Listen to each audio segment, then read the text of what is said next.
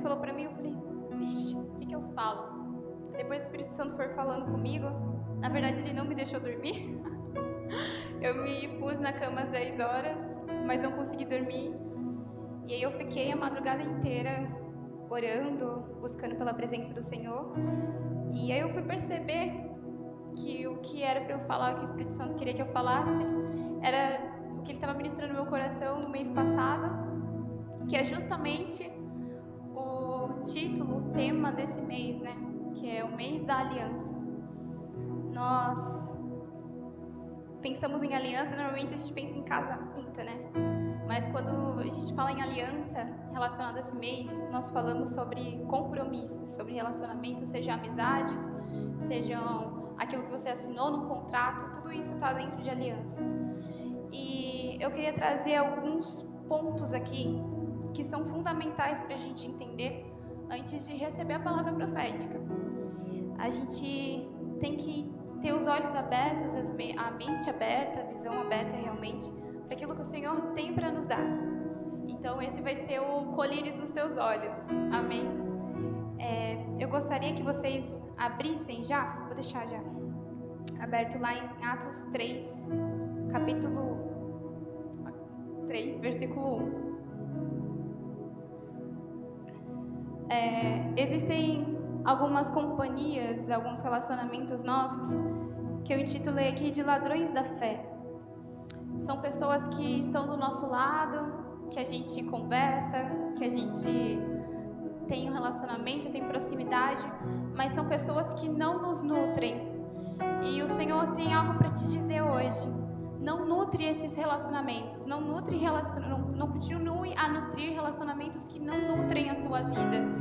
Nutre somente aquilo que traz vida ao seu coração, aquilo que traz ar ao seu coração, aquilo que traz realmente o vigor do Espírito Santo. Não permita que a sua fé seja roubada, não permita que essas pessoas roubem a sua fé. Porque quando a gente está no meio de companhias, se alguém não acredita que o Senhor existe, se alguém não acredita no poder do Espírito Santo, a gente passa um dia, ok, esse cara tá todo torto, essa ideia.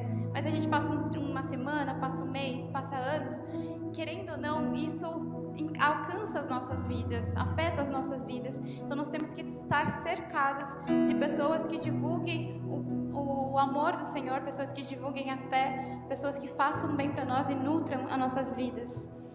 O segundo ponto que eu queria trazer aqui é para nós queimarmos as pontes. Que ponte, Janine? Queimar as pontes do passado, as pontes antigas. É engraçado que quando a gente fala sobre o Evangelho, a primeira coisa que eu penso é em discípulos. E a primeira coisa que eu penso depois de discípulos é que eles tiveram que abandonar as suas vidas. Eles tiveram que abandonar toda a carga que eles tinham lá. E é isso que o Evangelho nos apresenta. Para nós abandonarmos o nosso passado, para nós abandonarmos aquilo que é carga nossa antiga. E o Senhor fala, você só vai conseguir alcançar a restauração dos seus relacionamentos, entrar nesse mês da aliança 100%, se você queimar as suas pontes com o passado. É necessário você tomar essa decisão hoje de queimar as suas pontes do passado, porque quando nós queimamos as pontes com o passado, nós não damos a chance da primeira oportunidade a gente voltar para ela, porque a gente tem essa tendência, né? Se a gente não queima, a gente só passa por ela e deixa ela lá. A primeira oportunidade que chega, a gente... tem uma ponte ali?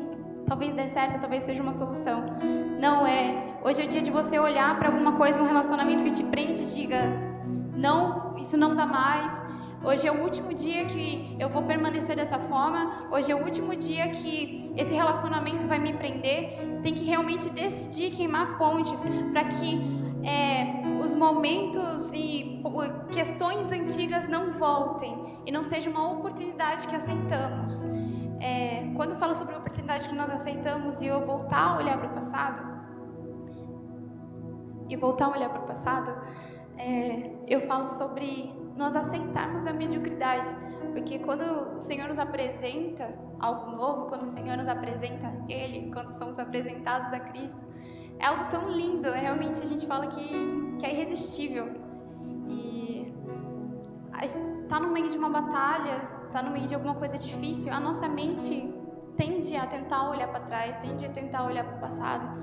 E esse tender a olhar para o passado, às vezes a gente pensa como uma solução, quando na verdade a gente está aceitando migalhas, coisas antigas. Fora, eu vou recapitular com vocês. Nós temos que nos afastar de pessoas que são ladras da fé, são ladrões da fé, relacionamentos que nos distanciam do Senhor, que nos tiram a vida. Nós temos que queimar as pontes antigas. Isso é uma decisão que você toma. Você fala, eu não quero mais. E é isso, ponto final. Isso não vai depender de pessoas, isso não vai depender de Deus. Isso depende de uma decisão sua. Então, quem queima a ponte não é seu irmão, quem queima a ponte não é seu pastor, quem queima a ponte não é seu apóstolo, quem queima a ponte não é sua mãe, quem queima a ponte é você. Você tem que tomar essa decisão de estar deixando o passado. E agora o terceiro, nós temos que ressignificar as coisas. Como assim ressignificar as coisas? Cenários, amizades, momentos, geografia. É necessário que a gente consiga entender e enxergar as coisas de uma perspectiva diferente. Porque às vezes a gente não consegue simplesmente queimar tudo. Tem coisas que devem ser ressignificadas porque o Senhor tem um propósito de que determinada coisa continue nas nossas vidas. Então a gente tem que mudar a nossa perspectiva em relação àquilo. É isso que eu estou chamando de ressignificação. E nós temos que trazer um novo sentido a essas coisas, ressignificar tanto, mudar tanto o sentido e trazer tanta visão de Cristo ao ponto de que as coisas antigas elas não afetem mais aquilo que nós somos, porque nós já vamos estar sendo outras pessoas. Como assim, Janine? Facilita para mim, facilita. Por exemplo, você está numa escola, você aceitou a Jesus na faculdade, vamos lá, na faculdade. E no meio daí no seu primeiro ano você aceitou Jesus, mas você já tem o seu círculo de amizades lá, o seu entorno, você já sabe o que você vai escutar, você já sabe qual que é a ideologia que é pregada lá, enfim, qual que é o ambiente, qual que é a carga espiritual daquilo, você consegue enxergar porque agora você aceitou Jesus, amém? Mas só que você não pode sair daquilo, porque o Senhor tem um sentido na sua vida de você estar naquela faculdade. Então você vai ter que ressignificar as coisas, você vai ter que ver a sua faculdade de uma forma diferente, você vai ter que ver as pessoas de uma forma diferente. Agora como antes você via como pessoas talvez chatas, pessoas que não eram legais, pessoas que talvez fossem suas amigas, mas não expressam boas coisas, você vai começar a ressignificar ela do jeito. Eu preciso levar amor para ela. Eu preciso levar aquela vida, a vida que entrou dentro de mim, eu preciso levar para ela. Então nós temos que ressignificar as coisas. E a ressignificação, lembra que eu falei que as pontes que são queimadas acontecem através de nós, com a nossa atitude? A ressignificação acontece através da ajuda do Espírito Santo. Então nós temos que pedir, Senhor, trate daquilo, mude a minha perspectiva daquilo, faça com que eu enxergue um novo momento, um novo sentido, um novo significado no ambiente que eu já estou e que eu acredito que o Senhor tem um propósito para mim. Tem muita gente que fala na questão da família, a pessoa se converte e a família não se converte. Você tem que ressignificar a sua família, cara. Você tem que ressignificar a sua família. Você tem que ver a sua família de uma forma diferente, com bons olhos. Você tem que ver a sua família como Cristo olharia. Isso é ressignificar. Então você, toda vez no seu momento de oração, você apresenta ao Senhor, Senhor, que eu consiga ressignificar, ou seja, trazer um novo significado, trazer um novo sentido para as pessoas que estão ao meu entorno, para as situações que estão no meu entorno, o lugar onde eu estou geograficamente, o lugar onde eu estou inserido na sociedade. E é importante a gente falar sobre ressignificação, por quê? Porque através da forma que nós começamos a enxergar de forma diferente, a gente percebe que nós temos que ser vulneráveis para estar numa posição de coragem. Ser vulneráveis para estar numa posição de coragem. Como assim? A gente tem que se entregar, se desmanchar, se desfazer, se totalmente se fazer desnudo. Mas isso para quê? Para quem? Para quê? Para quem? Nós fazemos isso de nos entregar e nos despir espiritualmente, nos expor as nossas fragilidades, o nosso eu, para Cristo, porque através do momento que nós entregamos o nosso ser, a partir do momento que nós expomos as nossas fragilidades, o Senhor vem e nos coloca em posição de honra e de coragem. Você lembra de Davi? Cara, Davi, um cara que era campeão, todo mundo via ele e reconhecia ele como uma pessoa que era extraordinária. Ele venceu povos atrás de povos, ele conquistou reinos atrás de reinos, e ele era um homem que todo mundo respeitava. Todo mundo respeitava, mas lá no secreto, quando ele estava na cabaninha dele, ele fazia o quê? Ele rasgava as vestes dele, ele pegava e colocava saco de pano, e é isso que nós devemos fazer para termos boas alianças. Nós devemos nos desfazer do nosso eu, realmente rasgar a nossa alma diante do Senhor, que isso vai nos incentivar, vai nos trazer coragem, isso vai nos trazer confiança, porque nós vamos estar num lugar de descanso no Senhor. Então, tem gente que pega e fala para mim: mas Janine, eu sou tímida, Janine, o negócio não vai, Janine, eu tô com medo. A resposta é muito simples: se entrega ao Senhor. Ansiedade, confia no Senhor, se rasga, se expõe as suas feridas, expõe os seus pecados para Cristo, não para pessoas. Para pessoas não, porque quando a gente se expõe para as pessoas erradas, ou seja, para qualquer um que não seja Cristo, nós somos humilhados. Mas quando nós expomos nossas verdades, as nossas feridas para Cristo, nós somos honrados e nós somos levados à coragem. Em nome de Jesus. Glória a Deus. E eu vou recapitular com vocês, que eu acho que estou falando um monte de coisa.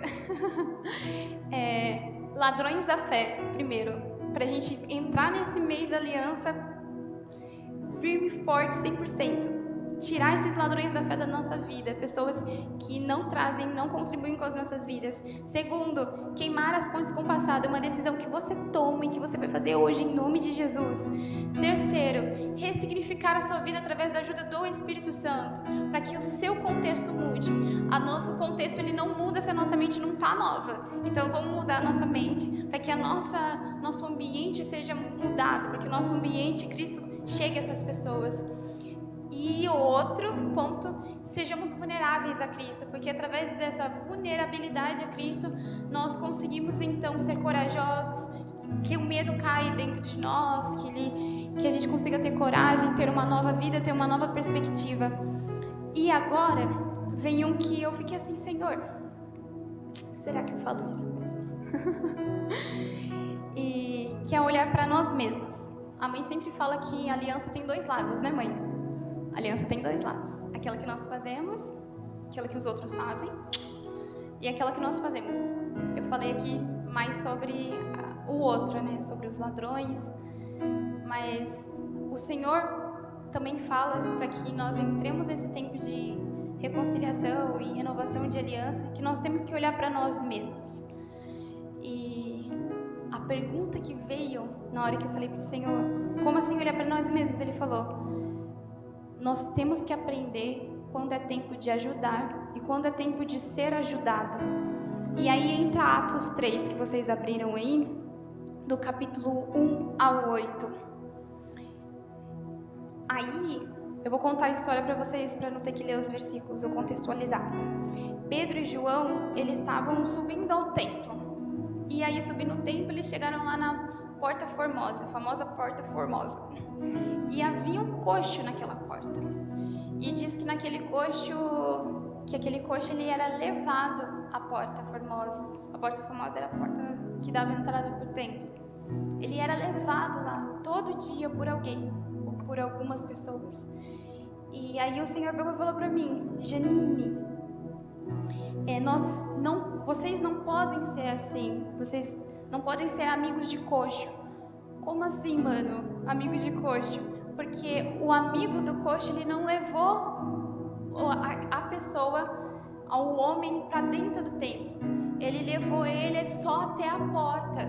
E aquele homem, o coxo, ele permaneceu durante muito tempo da vida dele simplesmente na porta do lugar onde tinha cura e de transformação para a vida dele. E ele não conseguia enxergar isso. Nós temos que ser agentes transformadores e não pessoas que constrangem e limitam o olhar daqueles que estão em volta de nós. Nós temos que reconhecer se existe em nossos relacionamentos algum tipo de falha dentro de nós que nos tornou isso. E me veio uma frase também muito grande, muito forte. Seus amigos, as pessoas que são seus colegas, eles falam sobre Jesus, eles gostam de Jesus, eles sabem quem é Jesus. Porque se a resposta for não, é porque você tem sido um amigo coxo, é porque você tem dado aquilo que a pessoa quer e não dado aquilo que ela precisa, porque a nossa suficiência está em Cristo. Então, enquanto nós não levarmos Cristo, nós vamos continuar sendo aquele amigo que só dá o que a pessoa quer, e não aquele amigo verdadeiro, não aquela companhia verdadeira, e não fazer aquilo que Cristo realmente quer que façamos. Então vamos deixar de ser amigos coxo. Primeiro vamos identificar isso em nós, reconhecer e deixar de ser, e começar a ser companhias verdadeiras, realmente reflexos de Cristo. E aqui, tô com tempo? E aqui eu coloquei de uma forma muito rápida que antes da gente correr a nossa trajetória, vou abrir em Hebreus 12, quem puder ir comigo, corre lá.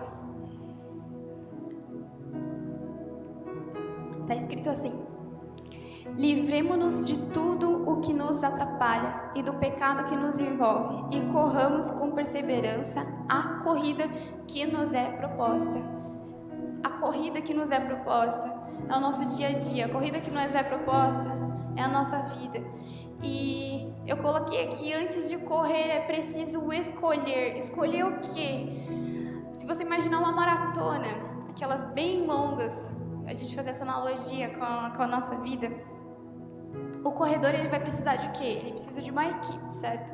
Ele precisa de pessoas que levam suprimentos, ele precisa de pessoas que vão ditar o ritmo para ele, vai ficar falando: vamos lá, você quer lá, você consegue, só falta mais 5 minutos, só falta mais 10 minutos, vamos lá, você não tá suando, vai, tá tudo bem. Então precisam de pessoas que deem apoio.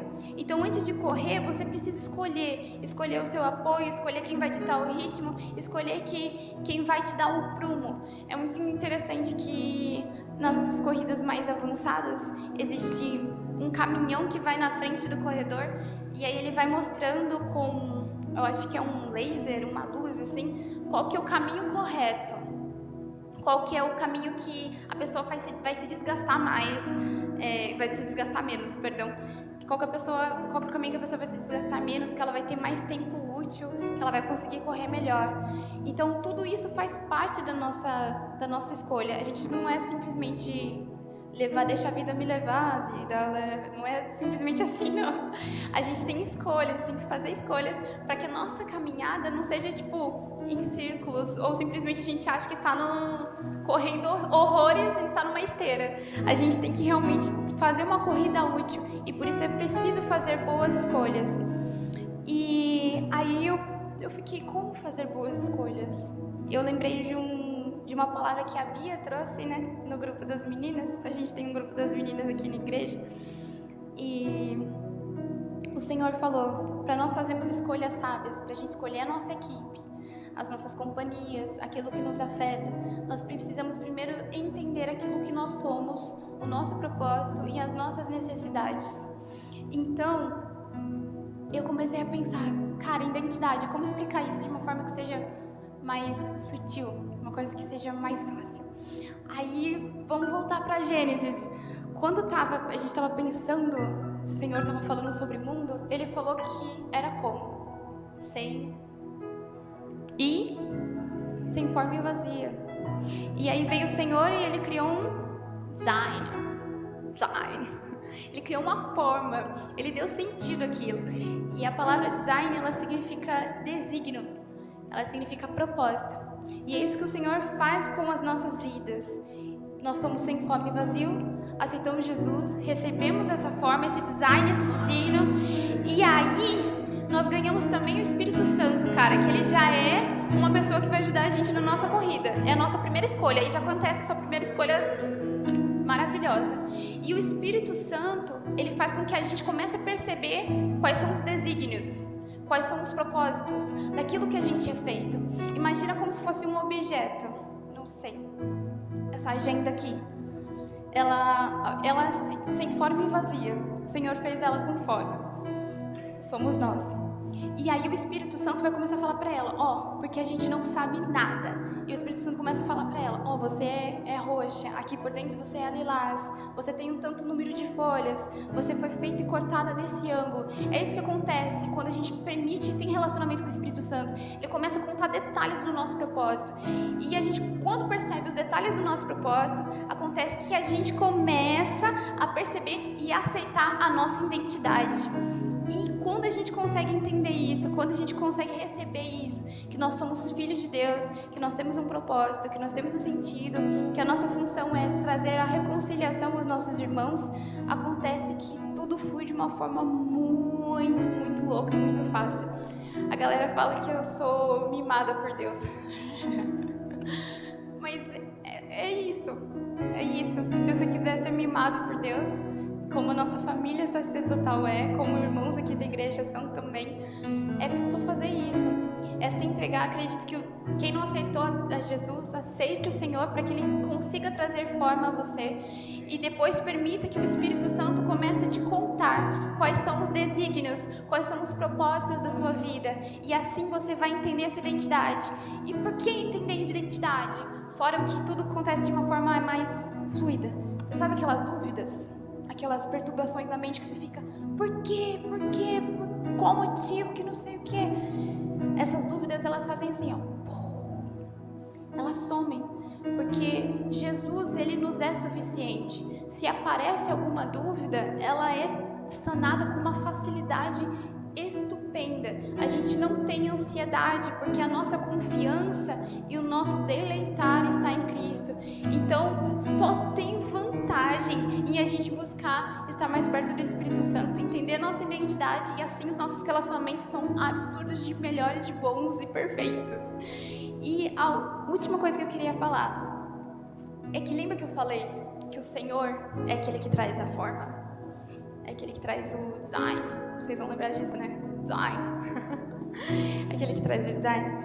Eu queria falar que todas as versões nossas que são fora de Deus, elas são deformações. Às vezes a gente lê naquelas coisas de autoajuda, né? Que fala, seja a sua melhor versão.